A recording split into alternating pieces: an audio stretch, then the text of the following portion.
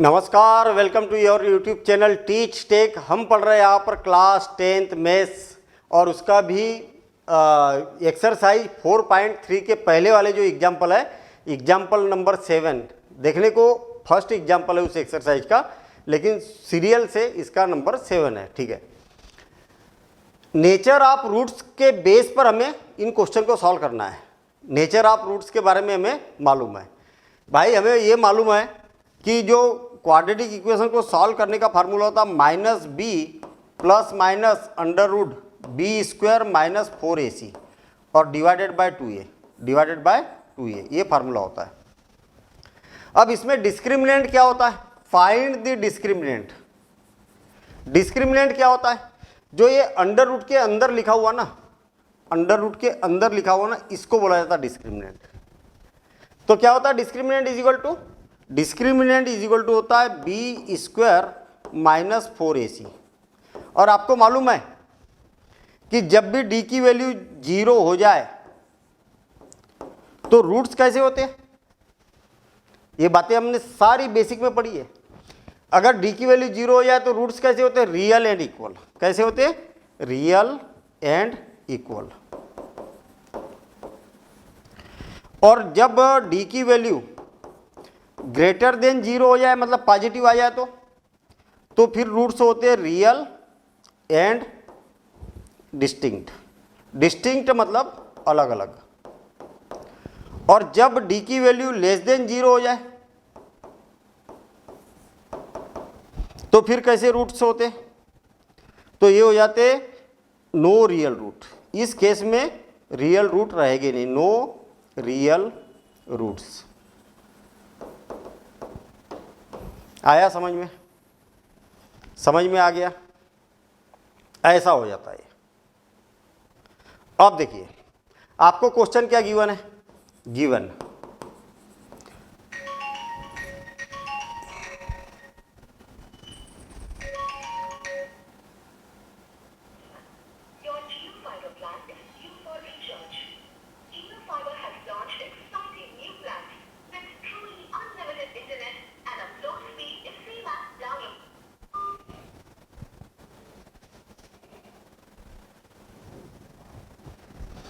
क्या गिवन है?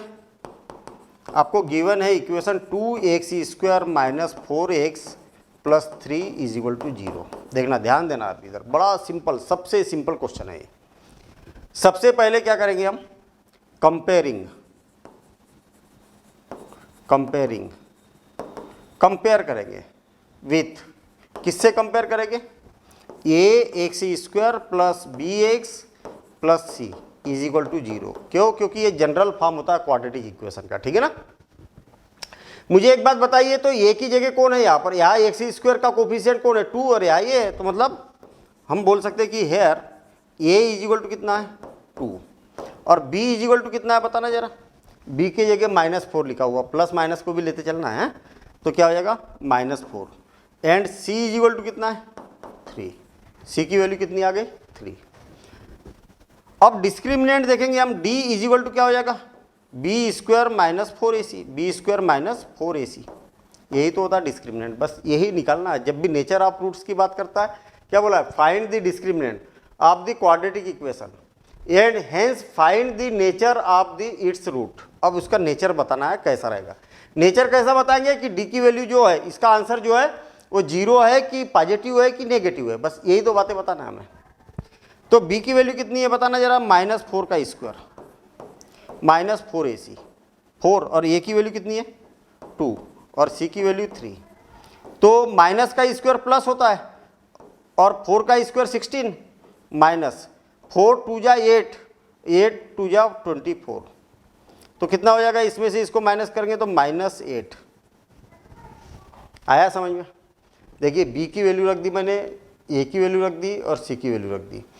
माइनस का स्क्वायर प्लस 4 का स्क्वायर 16 और 2 4 जा 8, 8 3 जा 24 और 16 में से 24 को माइनस, मतलब छोटे नंबर में से बड़े नंबर को माइनस करेंगे तो -8 आएगा, जो कि क्या है? जो कि क्या है? 0 से ग्रेटर, लेस देना है।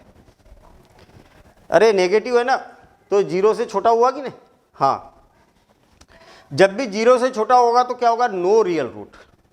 तो हम यहां पर बोलेंगे hence no real root, no real roots. बस जब भी नेगेटिव रहेगा तो नो रियल रूट बोल के छोड़ देना है हमें। आया समझ में? चलिए अब अगला क्वेश्चन देखते हैं हम। नोट करते हुए चलना भैया, नोट करेंगे और नोट करने के बाद इसकी प्रैक्टिस करना है। जितनी प्रैक्टिस करोगे उतना स्ट्रांग होते चलेगा काम। एग्जाम्पल नंबर 8 क्या बोला है, a pole has to be erected at a point on a boundary of circular park of diameter 13 metre in such a way such that differences of its distances from two diametrically opposite fixed gates A and B on the boundary is 7 meters। नहीं आया समझ में? हम पढ़ते जा रहे हैं, पीछे की चीज़ें गायब होते जा रही है, लेकिन एक बार पढ़ लेते फिर उसके बाद में और एक बार पढ़ेंगे। Is it possible to do so? If yes, at what distances from the two gates should the pole be erected? बड़ा सिंपल सा काम है। एक सर्कुलर पार्क है, मतलब मुझे क्या ज़्यादा याद तो नहीं रहा, लेकिन जो जो चीज़ें याद रही उतनी चीज़ें हम डायग्राम में बनाते चलते। हमें बोला है कि एक सर्कुलर पार्क है, हाँ ठीक है, और इसका डायामीटर जो है ना, इसका जो डायामीटर है वो कितना है, 13 मीटर बोला है शायद। कहा कितना बोला है, 13 मीटर डायामीटर बोला है। हाँ ये सेंटर था इसका, और ये क्या हो गया, इसका डायामीटर हो गया कितना है, 13 मीटर है। हाँ ठीक है, इतना हो गया, ये सेंटर हो गया वो है, और इसका नाम ये दे देता हूँ मैं, और ये क्या हो गया, बी हो गया। फिर से और एक बार, a pole has to be erected at a point on the boundary. इस बाउंड्री पर कहीं पर क्या करना है, पोल को इरेक्ट करना है। आई बात समझ में? कहीं पर पोल खड़ा करना है या पोल को लगाना है अपने को, ठीक है। Of a circular park of diameter इतना है, जिस सर्कुलर पार्क का डायामीटर 13 मीटर है, कितना है, 13 मीटर है, उसमें कहीं पर भी बाउंड्री पर हमें एक पोल लगाना है, यहाँ लगाना है, यहाँ लगाना है, कहीं ना कहीं लगाना है। That the difference of its distances from two diametrically opposite fixed gates A and B। अच्छा ये यहाँ पर एक गेट है भैया, अरे पार्क में अंदर इंटर होने के लिए गेट होते हैं ना, एक भी हो सकते हैं या एक से ज़्यादा हो सकते हैं। तो इस पार्क में 2 गेट है, एक इधर से है और एक इधर से है। तो जो पोल आपको इरेक्ट करना है ना, ये यहाँ पर मान लिया जाए पोल को इरेक्ट करना है, तो इसका नाम सी दे देता हूं मैं। ये पोल ऐसा इरेक्ट करना है कि क्या बोला है, difference of its distances from two diametrically opposite fix gate B on the boundary is 7 metre. कहने का मतलब यहां से और यहां से जो ये डिस्टेंस है ना, इस डिस्टेंस का और इस डिस्टेंस का जो डिफरेंस रहेगा वो कैसा है, 7 मीटर का डिफरेंस है। मतलब इस डिस्टेंस में से इस डिस्टेंस को थोड़ा सा मैं सी को उधर शिफ्ट कर देता हूँ, क्योंकि डिस्टेंस वाली बात हो रही है ना, तो डिस्टेंस थोड़ा सा दिखना भी चाहिए। तो मैं क्या कर देता हूँ, सी यहाँ पर पोल गाड़ रहा है ना, यहाँ पर पोल को फिक्स कर रहा है, तो यहाँ से ये वाला डिस्टेंस और ये वाला डिस्टेंस, इस डिस्टेंस में से अगर इस डिस्टेंस को माइनस किया जाए तो 7 मीटर आता है, ऐसा बोला है आपसे। क्वेश्चन समझ में आया क्या? जब हमें ये मालूम है कि इसका और इसका जो डिफरेंस है वो कितना है, 7 मीटर है, तो एक कोई भी डिस्टेंस को कुछ सपोज कर लो। मैं सपोज कर लेता हूँ कि ये क्या है, x मीटर है। कितना है, x मीटर है। BC = x मीटर है, ऐसा सपोज कर लिया। तो आपको ये AC कितना होगा अभी देखेंगे हम कैलकुलेशन में। इधर देखते हैं हम, देखना। वी नो दैट, पहली बात तो ये देखिए आपकी ये जो डायग्राम बना है सर्कल के अंदर, वो डायग्राम बना कैसे है। ये डायामीटर है और सर्कल पर एक पॉइंट सी है जहाँ पर हमें पोल लगाना है। तो ये राइट एंगल ट्रायंगल बनेगा। क्यों? क्योंकि ये क्या हो रहा, ट्रायंगल जो बना है वो सेमी सर्कल में बना है ना। अगर जब भी डायामीटर पर कोई ट्रायंगल बनेगा तो वो क्या होता है, राइट एंगल ट्रायंगल होता है। तो यहाँ पर ये जो होता है 90 डिग्री का एंगल होता है। आई बात समझ में? यहाँ पर ये 90 डिग्री का एंगल होगा। तो हम यहाँ पर बोल सकते हैं कि we know that triangle A B C is right angle, right angled triangle. क्यों? क्योंकि ट्रायंगल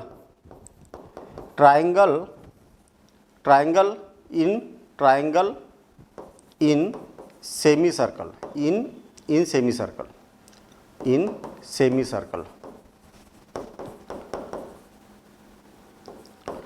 is right angled।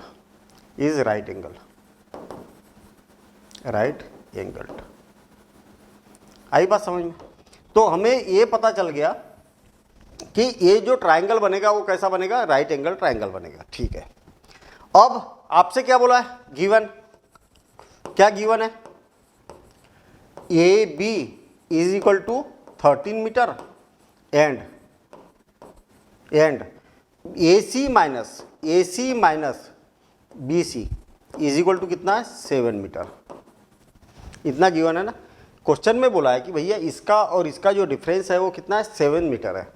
अब आपको बी सी की वैल्यू मालूम है, तो A C is equal to क्या हो जाएगा, A C minus X is equal to 7। तो एक से उस साइड जाएगा तो क्या हो जाएगा, A C is equal to 7 plus X. अब बन गई सिचुएशन ऐसी कि पाइथागोरस थ्योरम लगाएंगे तो एक्स की वैल्यू निकल आएगी, तो आपको तीनों साइड पता चल जाएगी यूजिंग पाइथागोरस थ्योरम, है ना, पाइथागोरस थ्योरम।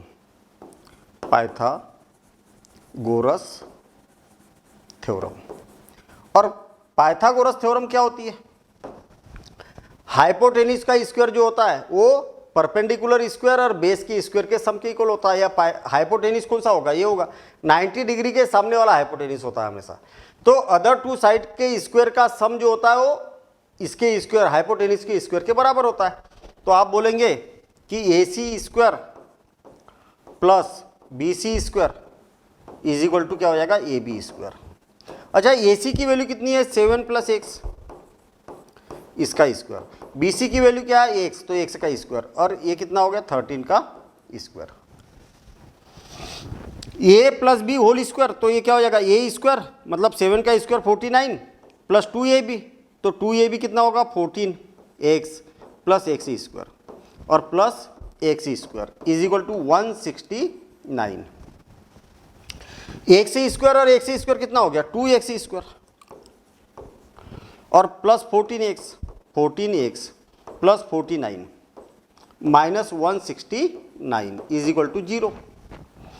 तो 2x square plus 7x 14x minus 169 में से 49 को माइनस करेंगे तो कितना आ जाएगा, इसमें से इसको माइनस करेंगे तो 0 टू 120 इज इक्वल टू 0। इतनी बात समझ में आ गई, ठीक है ना। पाइथागोरस थ्योरम क्यों लगा दिया यार, इसमें क्वाड्रेटिक इक्वेशन में पाइथागोरस थ्योरम की क्यों जरूरत थी, तो बड़ा सिंपल सा काम है। पाइथागोरस की थ्योरम इसलिए जरूरत थी क्योंकि जब भी आपको तीनों साइड गिवन है राइट एंगल ट्रायंगल में या मतलब एक्स की टर्म में गिवन है, तो पाइथागोरस थ्योरम से आप एक्स की वैल्यू निकाल सकते हैं। दूसरी बात, जब भी दो साइड गिवन है, थर्ड साइड फाइंड करना है, तो आप पाइथागोरस थ्योरम अप्लाई कर सकते हैं। तो ये हो जाएगा कितना, 30 कितना आया था ये, 7 प्लस एक्स है ना, ये कितना आ गया, 7 प्लस एक्स। अब आप देखिए कि ये क्वाड्रेटिक इक्वेशन बन गई, लेकिन थोड़ी सी बड़ी दिखाई दे रही है। सब सारे नंबर जो है 2 से डिविजिबल है, तो थोड़ा सा छोटा कर दो तो ज़्यादा इजी हो जाएगा। तो डिवाइडिंग बाय 2 से हम क्या करते थे, इसको डिवाइड कर देते हैं। और जब डिवाइड करेंगे तो क्या आ जाएगा बताओ जरा, इसको अगर डिवाइड किया जाए तो क्या आ जाएगा, इसको थोड़ा सा ऊपर शिफ्ट कर दूं मैं, हाँ 2 से डिवाइड करेंगे तो ये हो जाएगा x square plus 7x minus 60 is equal to 0। अब फैक्टराइजेशन से नहीं करना है अपने को, कैसे करना है, क्वाड्रेटिक वाला फार्मूला। तो पहला काम क्या करेंगे, डिस्क्रिमिनेंट निकालेंगे। तो here discriminant is equal to क्या हो जाएगा, डी इज इक्वल टू क्या हो जाएगा, बी स्क्वायर माइनस 4ac। मुझे एक बात बताइए कि इसमें ए बी सी की वैल्यू क्या है, क्यों ए बी सी की वैल्यू क्या है, A is equal to 1, B is equal to 7 और सी इज इक्वल टू कितना है, -60, इतना है। अब डी इज इक्वल टू कितना हो जाएगा, D is equal to b square, b की वैल्यू कितनी है 7, तो 7 का स्क्वायर -4 और ए की वैल्यू कितनी है 1 और सी की वैल्यू कितनी है -60। तो कितना हो जाएगा, डी इज इक्वल टू हो जाएगा 749 और माइनस कितना हो जाएगा, प्लस हो जाएगा। ये बात याद रखना, ये माइनस और ये माइनस क्या हो जाएगा, प्लस हो जाएगा। और 60 240, ठीक है। तो 289 हो जाएगा, डी की वैल्यू कितनी आ जाएगी 289। इसको मैं थोड़ा सा शिफ्ट कर दूं क्योंकि अपने को जगह की जरूरत पड़ेगी, ठीक है। ये हो गया। अब डी की वैल्यू कितनी आ गई बताओ जरा, डी की वैल्यू आ गई, डी की वैल्यू आ गई हमारे पास में, डी इज इक्वल टू 289, इतना आ गया। आया समझ में। तो ये क्या है, ग्रेटर देन जीरो है। कैसा है, ग्रेटर देन जीरो है, हाँ बिल्कुल है ना, ग्रेटर देन जीरो है। तो रूट्स कैसे होंगे इसके, रियल एंड डिस्टिंक्ट। तो hence roots are real and distinct. अब क्वेश्चन को पढ़ो जरा, ये चीज पूछी थी क्या, यहां पर क्या बोला, is it possible to do so, क्या ये पॉसिबल है। तो हाँ, इसके कुछ ना कुछ तो आंसर आएंगे, तो आंसर को हम पहले फाइंड आउट कर लेते हैं। नाउ क्या हो जाएगा, x इज इक्वल टू होता है -b plus minus under root b square -4ac, मतलब d भी लिख सकते हैं आप, बी स्क्वायर -4ac को तो d बोला जाता है डिस्क्रिमिनेंट, और डिवाइडेड बाय 2 ये। तो x इज इक्वल टू हो जाएगा -b की वैल्यू कितनी है बताना जरा, b की वैल्यू 7 है, तो -7 प्लस माइनस अंडर रूट 289 और डिवाइडेड बाय 2, और ए की वैल्यू कितनी है 1, ए की वैल्यू 1 है, यहाँ पर फार्मूले में रख दिया। ये फार्मूला याद होना चाहिए भैया, बिना इसके फार्मूले के काम नहीं चलेगा। जो डी लिखा है उसके जगह बी स्क्वायर -4ac भी लिख सकते हैं, क्योंकि उसकी वैल्यू हमने निकाल चुके हैं। डी को ही बी स्क्वायर -4ac बोला जाता है। तो x इज इक्वल टू कितना हो जाएगा, -7 प्लस माइनस, ये किसका स्क्वायर रूट है, 17 का स्क्वायर रूट है, डिवाइडेड बाय 2। अब टेकिंग पॉजिटिव साइन,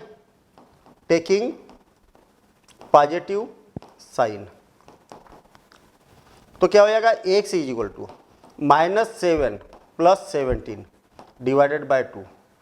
तो x इज इक्वल टू कितना हो जाएगा, 10 डिवाइडेड बाय 2। तो x की वैल्यू कितनी आ गई 5, x की वैल्यू आई 5। अब नेगेटिव साइन लेते हैं हम, taking negative sign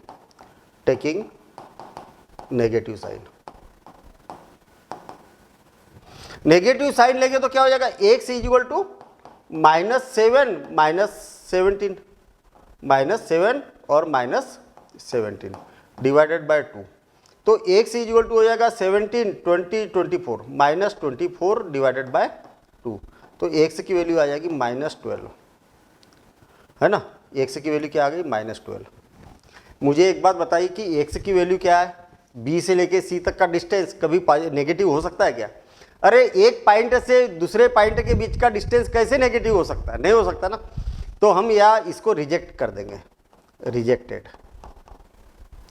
hence BC की वैल्यू कितनी है, BC is equal to 5 metre, है ना, ये वाला। And AC is equal to कितना हो जाएगा, AC is equal to x plus 7 था ना, x प्लस 7 आया था अपना AC इज इक्वल टू, हाँ।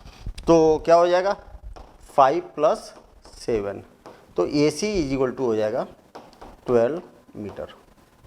तो आपसे जो तीनों डिस्टेंस पूछे वो यहाँ पर फाइंड आउट हो गए। BC की वैल्यू आ गई और ये तो रिजेक्टेड है, तो इसको हाईलाइट करने से मतलब नहीं है ना। ये आंसर थोड़ी है, आंसर को हाईलाइट किया करो।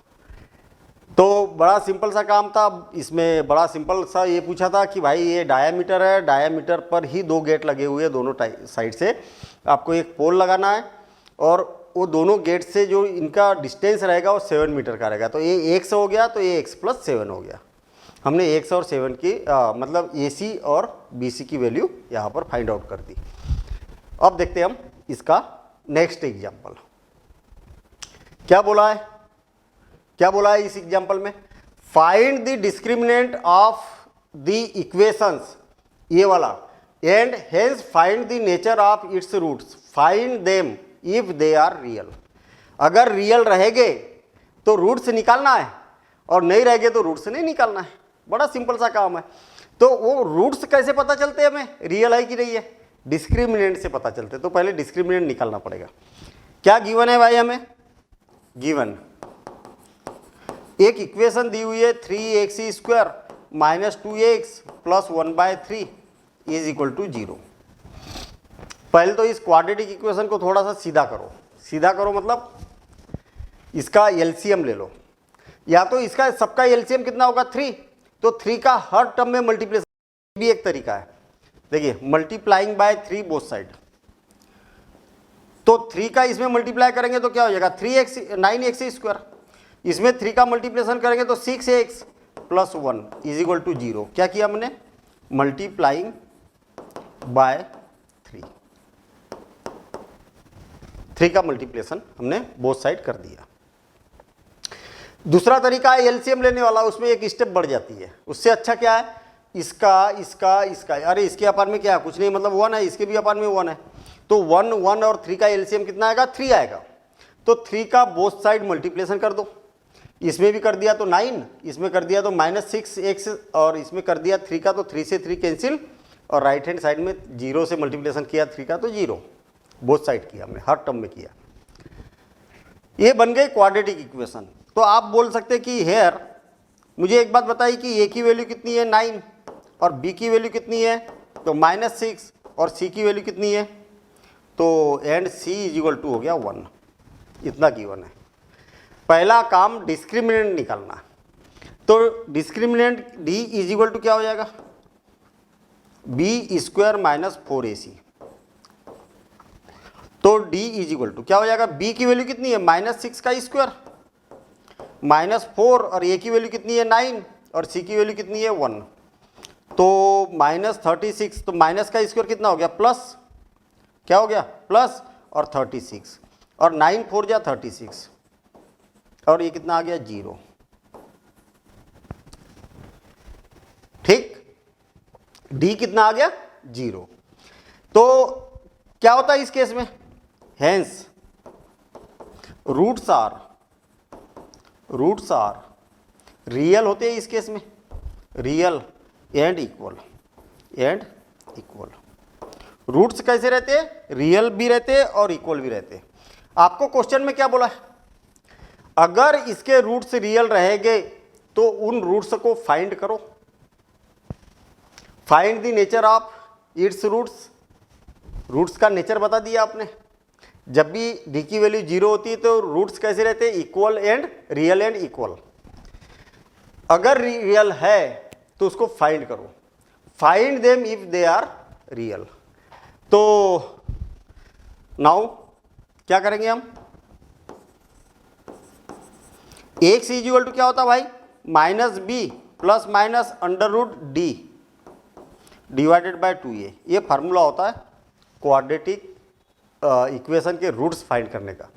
d के जगह b² - 4ac भी लिख सकते हैं, लेकिन d की वैल्यू निकाल चुके हैं ना अपन, तो अब डबल से माथापच्ची करने की जरूरत नहीं। माइनस b की वैल्यू कितनी है भाई, b की वैल्यू -6 है, -6 प्लस माइनस √0, d की वैल्यू क्या रख दी 0 डिवाइडेड बाय 2, और a की वैल्यू कितनी है 9। आ गई बात समझ में। माइनस माइनस क्या हो गया +6 और प्लस माइनस 0, 0 का स्क्वायर रूट क्या होता है 0, और ये 18। अब मुझे एक बात बताइए, 0 को चाहे आप प्लस करो चाहे माइनस करो, आंसर तो एक ही आएगा। तो हम यहाँ पर बोल सकते हैं कि 6 डिवाइडेड बाय 18। तो 6 से 1 टाइम और 6 से 3 टाइम, तो hence x is equal to कितना आया 1/3 कामा 1/3। बड़ा आश्चर्य होगा आपको कि मैंने 1/3 दो बार क्यों लिया। जब पॉजिटिव साइन लेंगे तो भी उतना ही, नेगेटिव साइन लेंगे तो भी उतना ही, क्योंकि जीरो को तो आप प्लस करो किसी नंबर में चाहे माइनस करो, आंसर सेम आने वाला है। तो ये तीनों क्वेश्चन की अच्छे से प्रैक्टिस करिए आप, ठीक है। और हमारे यहाँ पर एग्जाम्पल कंप्लीट होते हैं, अगली क्लास में इसके एक्सरसाइज के क्वेश्चन सॉल्व करने वाले हैं, ठीक है। तो तब तक ये एग्जाम्पल की प्रैक्टिस करो, क्योंकि आपने बेसिक, अगर बेसिक नहीं पढ़ा तो बेसिक वाला वीडियो देख लेना, एग्जाम्पल देख लेना, आप एक्सरसाइज के क्वेश्चन ऐसे ही बना सकते हैं बिना वीडियो देखे, ठीक है ना। तो मिलेंगे हम अगले क्लास में। Thank you, all the best.